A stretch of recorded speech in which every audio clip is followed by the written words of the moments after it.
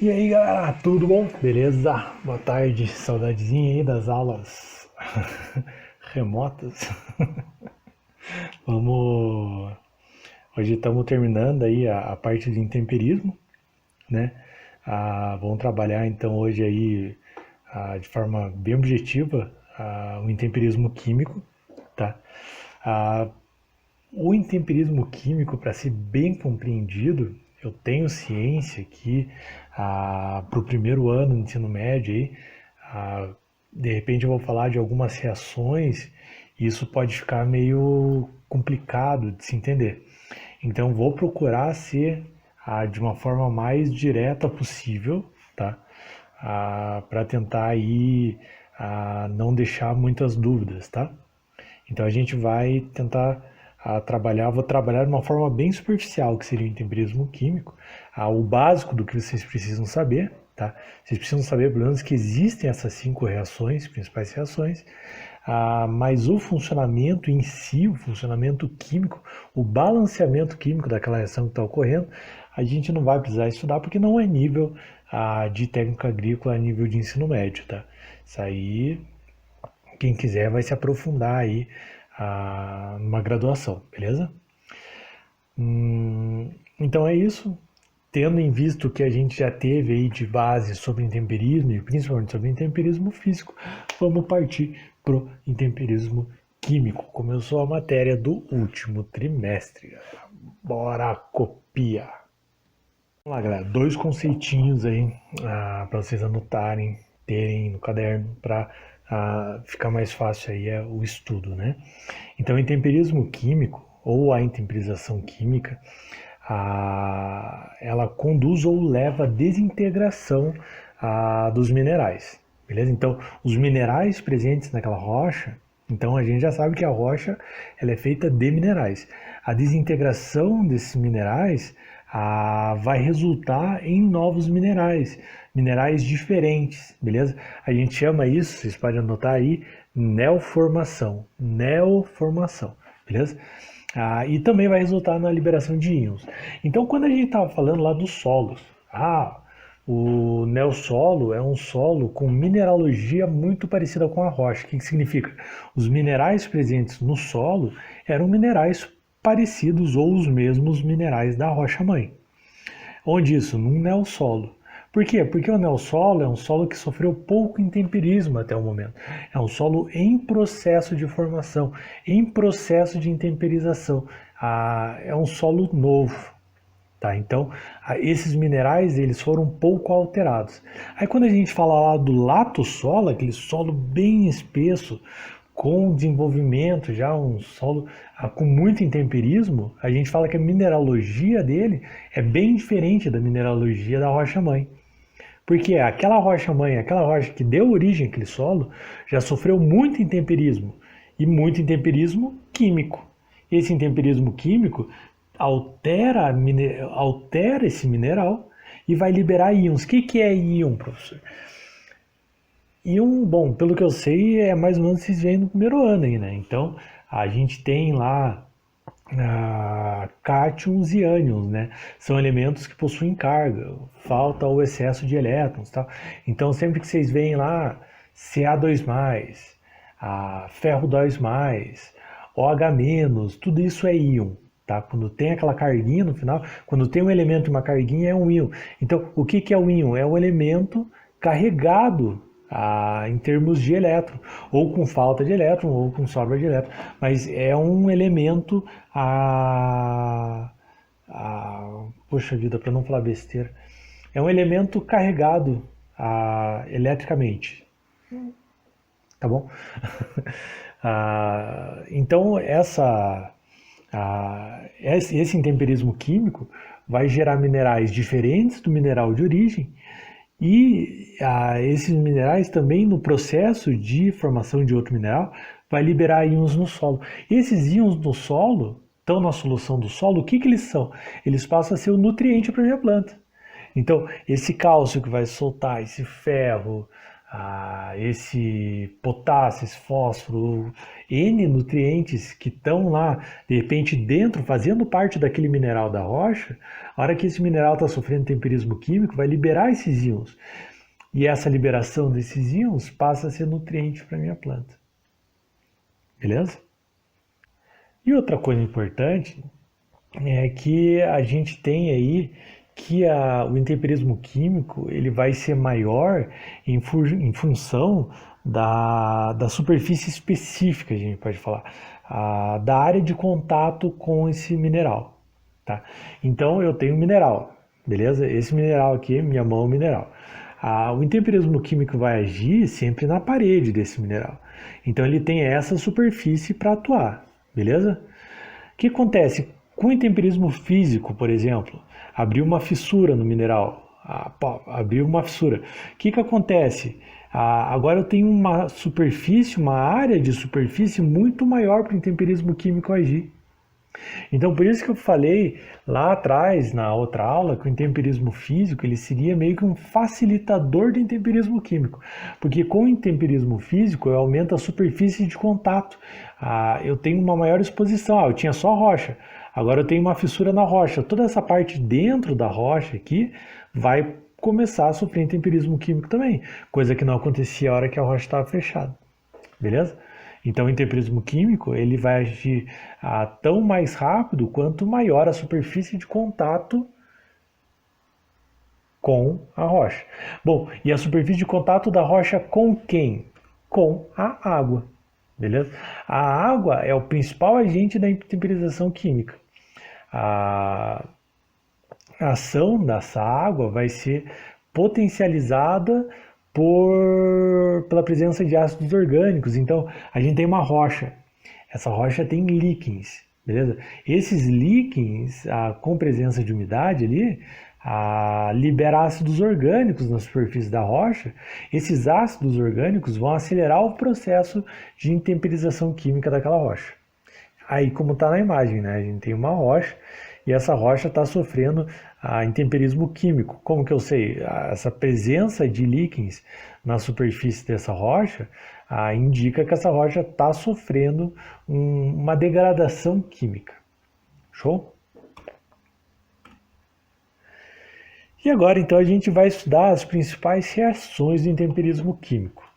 Vão ser 5, são complicadas, então vamos ver de forma pausada e tranquila. Primeira reação, solução e dissolução. Tá? Vamos lá. Solução. Quando a gente pensa em solução, o que é isso? Algo em solução na água, algo suspenso na água. Você fez um Nescau, colocou o Nescau no leite e mexeu. Aquele pó achocolatado, ele está em solução no leite. Beleza? Então, o que essa reação vai dizer? Basicamente, algo que está ali com a água e essa capacidade dos materiais ficarem em solução na água. Então, a penetração de água nas microaberturas de um mineral, esse mineral pode ter componentes mais solúveis. Então, o mineral é formado de diversos elementos químicos. Tá? E alguns elementos são mais solúveis do que outros. Tá? Quando a água entra em contato com esse elemento mais solúvel, esse elemento vai se solubilizar na água. Ele vai deixar de fazer parte do mineral e vai passar a fazer parte da solução daquela água. Tá? Um exemplo aqui que eu vou colocar para vocês é o do CaCO3. A gente tem a calcita em alguns minerais. Tá? Esse mineral calcita, ele é solúvel em água. Então, quando ele está fazendo parte, né, de um todo, de uma rocha, a água, e ele estava na parte interna dessa rocha. Essa rocha sofreu um pendilhamento por um processo de intemperização física, a água passou a ter contato direto com esse ACO3. Esse ACO3 vai ficar solúvel em água, vai deixar de fazer parte daquela rocha e vai ficar em solução. Ah, mas toda rocha então vai fazer isso? Não, porque o CaCO3 é solúvel. De repente estava com outro elemento químico, ou o restante daquela rocha é um outro elemento químico menos solúvel. O que é menos solúvel continua sendo rocha, não vai sofrer o processo de dissolução. Mas aquele CaCO3 que estava fazendo parte daquela rocha vai ser dissolvido e vai ficar em suspensão na água e vai embora, beleza? Reação química ocorrendo, essa é a primeira reação química. Mas quais elementos então vão ser mais solúveis e quais são menos solúveis? Quais vão ficar fazendo parte da rocha? Bom, quais são solúveis? O sódio, o potássio, o cálcio, o magnésio, tá? Esses têm capacidade de sofrer o processo de solução e dissolução. Mas outros são menos solúveis ou insolúveis, como alumínio, ferro, silício, tá? Esses aí não vão sofrer o processo de solução. Esses vão continuar fazendo parte da minha rocha. Vamos lá, pessoal. Hidrólise, tá? Segunda reação, vamos estudar a hidrólise. E a hidrólise, ela tem, é basicamente a ação, se a gente pega água, né, H2O, se a gente separa essa água, a gente vai ter um íon de H+, e um íon de OH-. Esses íons, eles vão estar agindo no intemperismo químico lá na rocha. Como que eles vão estar agindo? Vamos olhar essa formulazinha. Ela tem aí uma rocha, um mineral, tá? Um mineral silicatado no caso. Então, um silício ligado a um oxigênio ligado ao resto, um metal qualquer, tá? Qual metal? Um alumínio, um ferro, um cálcio, um manganês, um magnésio, um potássio, etc. Tá? Quando a água, né, libera esses íons de hidrogênio no solo, esse íon hidrogênio, o que ele vai fazer? Ele vai se ligar com o oxigênio, então a gente vai ter um silício ligado a um OH, então formou uma ligação aí, né? E o que acontece?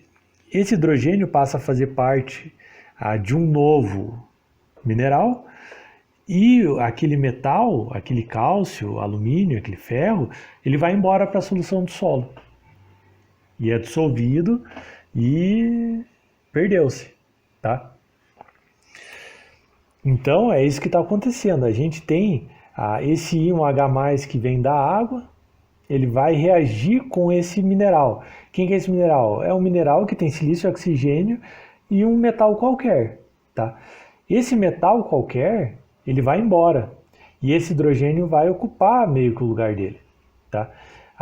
E esse metal vai passar a fazer parte da solução, partiu, e agora eu tenho um novo mineral. Lembra que eu falei que o temperismo químico gera novos minerais? Então, eu tinha um mineral silício, oxigênio, cálcio, virou um mineral silício, oxigênio e hidrogênio. Mudou quimicamente aquele elemento, aquele mineral. E esse mineral vai ter particularidades completamente diferentes no solo, tá? E é isso que é importante. Bom, outra coisa importante aqui, quando a gente fala de hidrólise, é que eu preciso desse íon H+. E um H+, em solução, eu estou falando do quê? pH. Tá? Eu estou falando de pH. O que é pH? Potencial hidrojônico. Nossa, no segundo ano a gente trincha esse cara. Mas vamos ver de tudo. Mas é importante a gente já ter uma ideia. Vocês sabem que o solo ele tem um pH. Então esse pH é a quantidade de íons de hidrogênio que eu tenho em solução do solo. Quanto mais ácido esse pH, mais íons H+ eu tenho no solo. Agora vamos lá, se é o íon H+, que vai chegar no mineral e vai promover o intemperismo químico, quanto mais íons H+ eu tenho no solo, mais intemperismo químico eu vou ter. Então, qual que é a ideia que a gente tem? Quanto mais ácido o solo, maior a intemperização química vai estar ocorrendo. De forma bem resumida, bem simplificada, é isso. Quando a gente ouve falar de solos ácidos, aí a gente ouve falar que os solos ácidos, que são solos de regiões tropicais, vamos conversar sobre isso, mas solos de regiões tropicais são mais intemperizados. Por quê? Porque eles são mais ácidos. Sendo mais ácidos, sofrem mais o processo de intemperismo químico e a gente vai ter solos mais profundos. A gente vai ter solos de 20, 30 metros de profundidade, de repente um superlatossolo. Estou indo um pouco longe demais, vamos voltar, beleza? Entenderam a hidrólise? Então eu preciso desse 1H+, que veio da água. Quanto mais íons H+, mais está ocorrendo essa reação. Show? Vamos lá, galera. Essa aqui vocês vão lembrar bastante também da primeira parte da matéria, quando a gente falava de coloração do solo. Tá? Solos avermelhados, solos amarelados. Sabendo mais ou menos onde eu quero chegar? Vamos lá, então a gente vai estudar o que eu comentei bastante, lembra lá? Esse solo está sofrendo oxidação. Então, oxidação precisa de oxigênio. Então, qual que é a terceira reação que a gente vai estudar? Justamente a oxidação. Então, reações de oxidação, elas são reações de doação de elétron. Tá? Eu tenho um cátion de valência 2+, que vai passar a valer 3+. Tá bom? É basicamente, né, de forma resumida, essa é a oxidação. Vai ocorrer basicamente minerais que tenham teores mais elevados de ferro e de manganês, principalmente, tá? Mas ferro é coqueluche, porque é o que a gente vai encontra em grande parte dos minerais que a gente vai encontrar essa reação aí em grande quantidade. Bom, são basicamente os minerais ferro-magnesianos, né, que a gente fala. Para tentar entender a oxidação, vamos olhar essa imagem. Então a gente tem do lado esquerdo um mineral que é piroxena.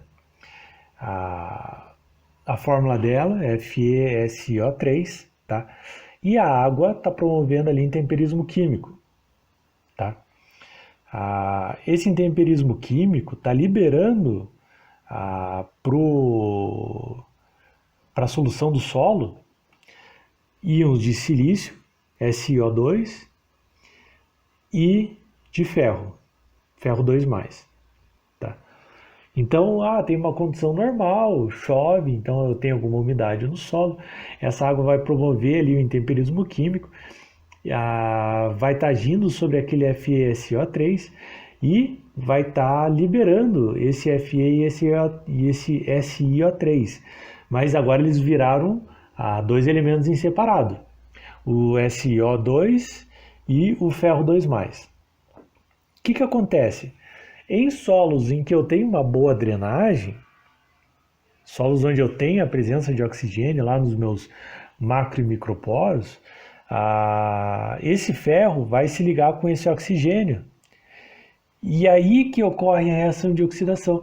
Esse ferro 2+, vai se transformar em ferro 3+, vai se ligar com a água e vai formar o famigerado Fe2O3, que é a hematita. Professor, mas você falou ambiente de boa drenagem, está falando que ele vai se ligar com água? Sim, de boa drenagem, não deserto. Então, por mais que seja um solo de boa drenagem, vai ter umidade nos macro e microporos, nos microporos principalmente. Então, esse ferro 3+, quando ele se ligou com o oxigênio, então ele acabou ficando mais carregado positivamente, virou ferro 3+, ele se ligou com a água. Essa ligação com a água acaba formando Fe2O3, que é a hematita. Então, solos de boa drenagem, ele encontrou esse oxigênio e acabou formando um novo elemento, um novo mineral, a hematita. Essa hematita aqui que ela faz? Confere colorações avermelhadas ao meu solo. Vamos lá. A quarta reação que a gente vai estudar, do intemperismo químico, também tem a ver com o que a gente estudou no começo do ano. Também tem a ver com cores do solo, tá? É a reação de redução. Então, a reação de redução. Ela ocorre aonde? Solos saturados por água, solos hidromórficos. Tá? Então, a gente vai encontrar essa reação ocorrendo em banhados. A difusão do oxigênio do ar para o solo diminui drasticamente. Então, aonde eu tenho solos encharcados, eu tenho pouco oxigênio livre no meu solo. Então, o que acontece? Aí eu tenho a matéria orgânica, né, sendo adicionada no solo. É um solo de banhado, mas mesmo assim a gente tem uma vegetação lá e tal. E o tempo todo eu tenho um acréscimo de material orgânico sendo alocado naquele solo. A gente já sabe que essa matéria orgânica em solos hidromórficos ela acaba se acumulando e tal. Mas por quê? Porque eu não tenho os meus micro-organismos aeróbicos agindo. E são esses micro-organismos aeróbicos que são mais eficientes na decomposição da matéria orgânica. Mas, ainda assim, ela continua sendo decomposta. Tá? Mas daí quem que vai decompor essa matéria orgânica? Aí são os micro-organismos anaeróbicos. E como a gente já viu, são micro-organismos mais lentos, de um processo mais cadenciado. Tá? E ele não utiliza o oxigênio livre para fazer o metabolismo, né, para o seu metabolismo funcionar. Como que ele vai agir? O micro-organismo, assim como os aeróbicos, ele utiliza a matéria orgânica como doadora de elétrons, né, energia. E o receptor de elétrons para os micro-organismos aeróbicos é o oxigênio. A diferença é que para o micro-organismo anaeróbico, o receptor desse elétron, quem que é? Os meus minerais oxidados, que têm oxigênio na sua composição. Então ele meio que decompõe aquele mineral, utiliza aquele íon a mais. Lembra que o ferro 2+, tinha se tornado um ferro 3+. Então ele tem uma carga positiva sobrando e esse micro-organismo utiliza essa carga positiva para interceptar o elétron advindo da matéria orgânica. E esse ferro, tá, isso aqui é meio grego, né? O que é importante? Esse ferro que era 3+, e tinha se formado em hematita e conferia cor vermelha para o solo, não é mais ferro 3+, agora é um ferro 2+. E a gente viu que esse ferro 2+, ele fica solúvel. Então ele fica na solução do solo. Ficando na solução do solo, e eu estou em ambiente saturado por água, o que acontece? Esse ferro 2+, vai embora. E ele não vai formar hematita de novo, professor? Se ele encontrar oxigênio. Se ele não encontra oxigênio, não vai formar hematita. Não forma hematita, não forma hematita, não formam esses óxidos de ferro, meu solo não fica vermelho, não fica amarelo, não fica laranjado, não fica marrom. Que cor que ele vai ficar? Cinza. Aí a gente estuda a gleisação, né? Que a gente até comentou alguma coisa sobre redução do ferro. Então, de fato, o que é a redução do ferro? É o ferro que era 3+, fazendo parte da hematita, tornando-se ferro 2+. Esse ferro 2+, agora ele não faz parte de um mineral, ele é só um íon solúvel em água. Se ele não tem oxigênio para voltar a fazer hematita, ele continua com o ferro 2+, e solúvel em água no ambiente que tem muita água, ele vai embora. E aí o meu solo que era possuir uma coloração, não possui mais e fica cinza. Essa questão de, ele ficou solúvel em água, o que acontece com ele? A gente às vezes tem solos gleisados, solos cinzas, que tem pontos alaranjados, pontos avermelhados, né? Concreções, mosqueados. Esses mosqueados é por quê? Porque o meu lençol freático, às vezes ali, ele é oscilante. Então, eu tinha hematita. Aí, os micro-organismos utilizaram essa hematita para captar o elétron e desfez essa hematita e o ferro ficou 2+ só. Aí a água foi embora. Esse ferro 2+ encontrou oxigênio e formou hematita. Aí subiu de novo. Aí esse micro-organismo vai lá, vai utilizar e assim sucessivamente. Então eu vou tendo mesclas de cores acinzentadas e pequenos tachos que nem a gente está vendo na imagem aí, colorações amareladas, alaranjadas no meio desse solo cinza. Por último, aquele que seria o mais complexo, mas é o que eu vou passar mais batido, seria a complexação, tá? O que é a complexação? A gente tem a decomposição da matéria orgânica. Essa decomposição da matéria orgânica, os micro-organismos, eles liberam alguns ácidos orgânicos, como ácido cítrico e ácido fúlvico. Esse ácido cítrico, ácido fúlvico, ele pode se ligar ali com alguns íons metálicos, tipo alumínio, ferro, manganês, cobre, zinco, etc. E essa união vai formar complexos, tá? Esse complexo pode ser solúvel ou insolúvel. É quase como se fosse um novo mineral se formando também. Fica algo bem coeso na maior parte das vezes. Que é o que a gente vai ver embaixo do horizonte E, lembra lá do horizonte E dos espodossolos? Muita areia, aí a gente tem argila e desce junto também matéria orgânica. Então, um grande acúmulo na mesma área de matéria orgânica já decomposta, então os micro-organismos lá trabalhando de forma ativa, e bastante elemento metálico das argilas que desceram e ficou só areia lá. Essa grande concentração de resíduo de matéria orgânica e de íons metálicos vai formar complexos ali.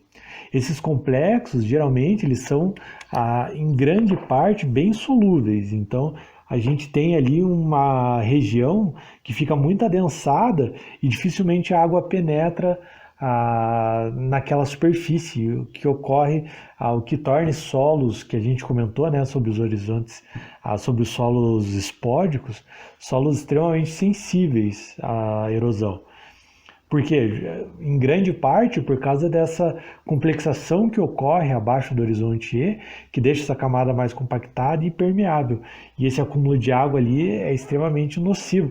Bom, um acúmulo de água deixa tudo meio em suspensão, qualquer processo erosivo vai levar todo aquele solo embora, beleza?